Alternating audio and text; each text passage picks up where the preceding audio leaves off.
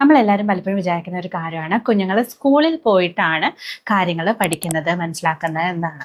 പക്ഷെ അതൊരു പരിധിവരെ ശരിയാണ്. അതുകൂടാതെ തന്നെ പ്രയർ നോളജ് എന്ന് പറയുന്ന ഒരു കാര്യമുണ്ട്.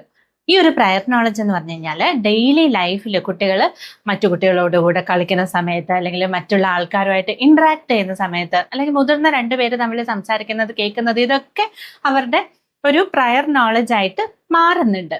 അപ്പൊ ഈ ഒരു പ്രയർ നോളജ് അല്ലെങ്കിൽ ഈ ഒരു അറിവ് അവർ സ്കൂളിൽ പോകുമ്പോൾ പുതിയൊരു കാര്യം പഠിക്കാനായിട്ട് അവരെ ഹെൽപ്പ് ചെയ്യാറുണ്ട്. എങ്ങനെയാണെന്ന് വെച്ച് കഴിഞ്ഞാൽ ഈ ഒരു പഴയ അറിവായിട്ട് കണക്ട് ചെയ്ത് അവർക്ക് വേഗത്തിൽ പുതിയ അറിവ് മനസ്സിലാക്കാനായിട്ട് സാധിക്കുന്നു. അതുപോലെ തന്നെ പ്രയർ നോളജ് എന്ന് പറയുന്നത് അത് എന്തെങ്കിലും തെറ്റായിട്ടുള്ള ഒരു അറിവാണെങ്കിൽ ചില സമയത്ത് കുട്ടികൾ പുതിയ കാര്യങ്ങൾ പഠിക്കാനായിട്ട് അതൊരു ചെറിയ തടസ്സം ഉണ്ടാക്കാനും കാരണമാവാറുണ്ട്.